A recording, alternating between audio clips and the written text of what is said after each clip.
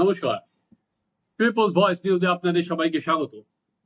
যে কথাটা আমরা বারবার বলে আসছিলাম যে বাংলায় এসআইআর শুরু হবে, সেটা এদিন সুপ্রিম কোর্টের যখন বিহারের এসআইআর নিয়ে শুনানি চলছিল, সেখানে রাজ্যের আইনজীবী পরিষ্কারভাবে বললেন যে 8ই আগস্ট নির্বাচন কমিশন রাজ্য সরকারের কাছে চিঠি পাঠিয়েছে যে এবার বাংলাতেও এসআইআর হবে, অর্থাৎ বিহারের পর বাংলাতেও এসআইআর শুরু।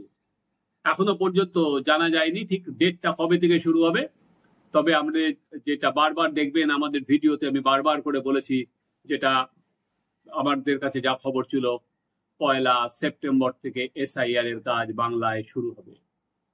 এর আগে আমরা দেখেছিলাম যে রাজ্য সরকারের তরফে নির্বাচন কমিশনকে জানানো হয়েছে যে এখনো তারা প্রস্তুত নয়, এসআইআর হতে 2 বছর সময়সীমা লাগবে, সেই তারা আর কি পরের ভোটের জন্য তারা এসআইআর এর জন্য প্রস্তুত নয়।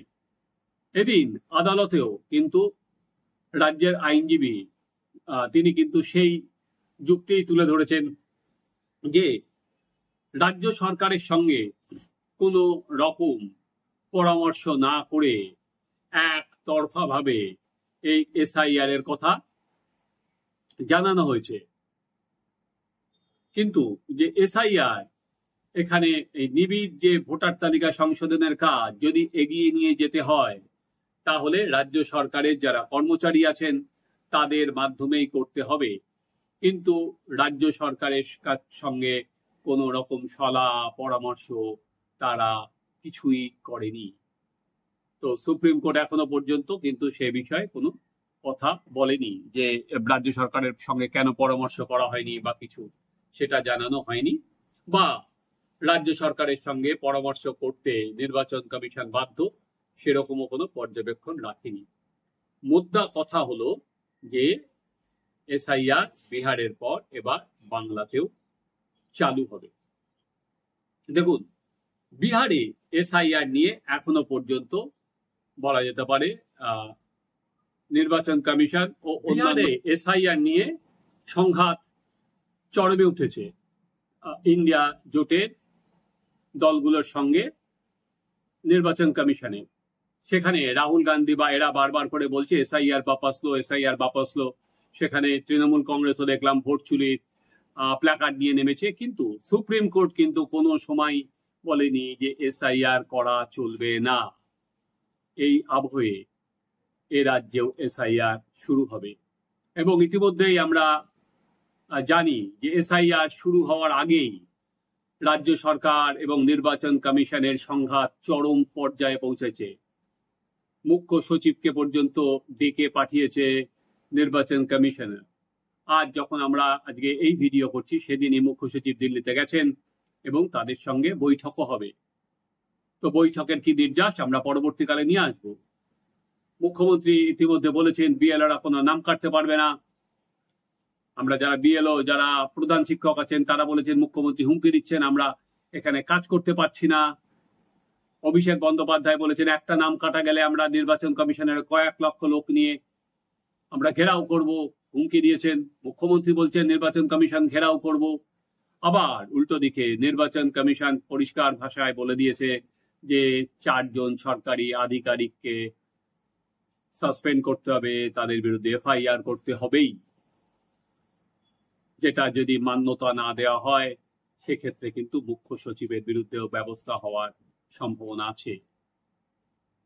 তাহলে যবে থেকে এসআইআর এর কাজ শুরু হবে বা চালু হবে, এটা বলার কোনো অপেক্ষা রাখে না যে রাজ্য সরকার এবং নির্বাচন কমিশনের সংঘাত আরো তীব্র থেকে তীব্রতর হবে।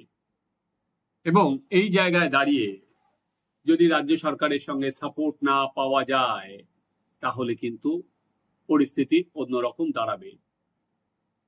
আগামী বিধানসভা ভোট 2026-এ, তার আগে মূল ইস্যু কিন্তু হয়ে দাঁড়াচ্ছে এসআইআর। এবং বিহারে যে ভোটার তালিকা থেকে নাম বাদ গেছে, সেখানে কিন্তু একজন অনুপ্রবেশকারী নেই, কিন্তু যুক্ত করুন পশ্চিমবঙ্গের সঙ্গে অনুপ্রবেশকারীও যুক্ত হবে। এবার রাজ্য সরকারের কর্মীরা কতটা সহযোগিতা করে, কারণ রাজ্য সরকারের কর্মচারী ছাড়া সম্ভব নয়। কিন্তু যে সমস্ত রাজ্য সরকারের কর্মচারী এই এসআইআর এর কাজ করবেন বা ভোটার তালিকা সংশোধনের কাজ করবেন, তারা কিন্তু নির্বাচন কমিশনের কর্মী হয়ে যাবেন ডেপুটেশনে। ফলে তারা যদি কোনো অনিয়ম করেন, যদি কোনো অনৈতিক কাজ করেন, তাহলে তাদের বিরুদ্ধে কিন্তু ব্যবস্থা নিতে পারবে নির্বাচন কমিশন।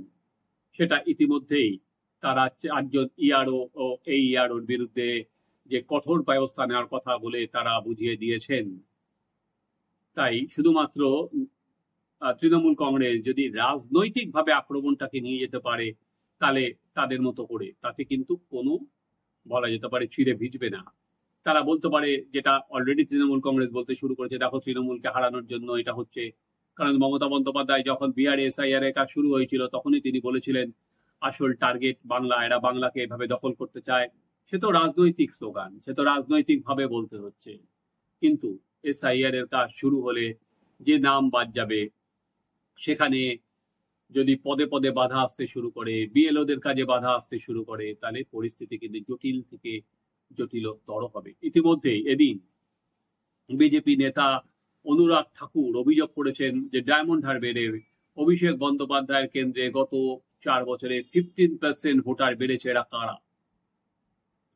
এরা কারা সেই প্রশ্ন তোলা হয়েছে। যেহেতু অভিষেক বন্দ্যোপাধ্যায় গতকাল বলেছিলেন যে 2024-এর যে ভোটার তালিকা, সেইটার যদি মান্যতা দেওয়া না হয় তাহলে প্রধানমন্ত্রী পদত্যাগ করুন। তারপর আজকে অভিষেক বন্দ্যোপাধ্যায়, রাহুল গান্ধী, তাদের সবার বিরুদ্ধে তাদের কেন্দ্রগুলোতে কিভাবে ভোটার বেড়েছে সেটাই বিজেপি নিয়ে এসছে। এবার ধরুন, এই যে 15% ভোট বৃদ্ধি অভিষেক বন্দ্যোপাধ্যায়ের ক্ষেত্রে, সেখানে যদি নির্বাচন কমিশন হাত দেয়, তাহলে বুঝতেই পাচ্ছেন কোন জায়গায় দাঁড়াবে। সংঘাতের ক্ষেত্র প্রস্তুত। অতএব আমরা আগামী দিন যত এসআইআর এর কাজ যেদিন থেকে শুরু হবে, সেদিন থেকে বোঝা যাচ্ছে যে উত্তেজনা চরমে উঠবে। কিন্তু রাজ্য সরকার যদি পরিস্থিতি সামাল দিতে না পারে, তাহলে কিন্তু সাংবিধানিক সংকটের সৃষ্টি হবে। দেখা যে কিভাবে মুখ্যমন্ত্রী এই পরিস্থিতির মোকাবিলা করেন। দেখতে থাকুন আমাদের চ্যানেল সাবস্ক্রাইব করুন। আপনাদের মতামত